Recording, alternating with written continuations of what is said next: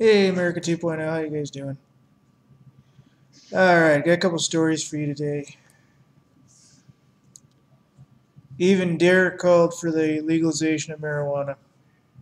Occupy Democrats.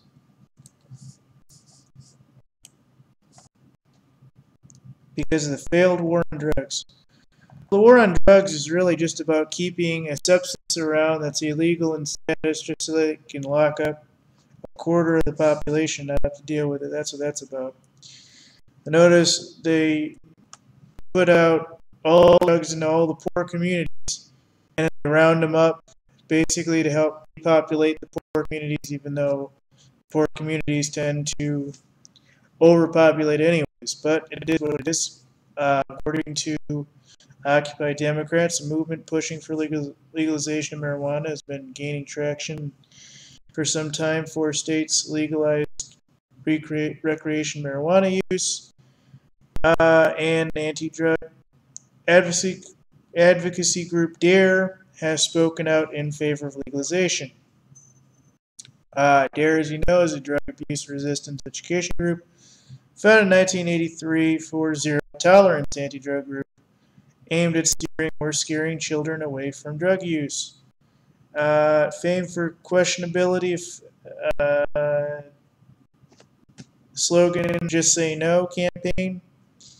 It's a welcome surprise to see the recognition of a reality and show support from the group. Former Deputy Chief Callis Dermont wrote an op-ed that called for legalization of marijuana and recognition of Ronald Reagan's harsh anti-drug policies in the 1980s have failed, admitting that in reality the drug has become infinitely... I'm sorry, my mouse just moved up, I apologize. Here we go. Infinitely harder for law enforcement to control. With that in mind, he acknowledges the impossible task for parents to face trying to protect their kids from the dangers of modern society. It's a very welcome move for the organization, whose California coordinator once reacted to end zero tolerance in Los Angeles schools by saying, "I'm surprised they don't hand cannabis out when they hand out the workbooks."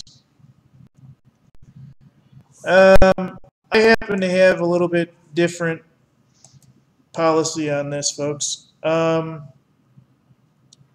My first policy on this is, it is something that is a substance. I mean, we've pretty much legalized caffeine. It's been legal for decades, yet caffeine is more addictive than alcohol.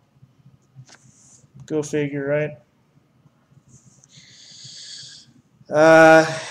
There's probably more people hooked on caffeine than there is on alcohol and probably cannabis combined. We're seeing a lot of research coming out on alcohol or cannabis curing cancer, all kinds of different diseases in the oil form. I would think, if anything, they would be given the oil pills in school.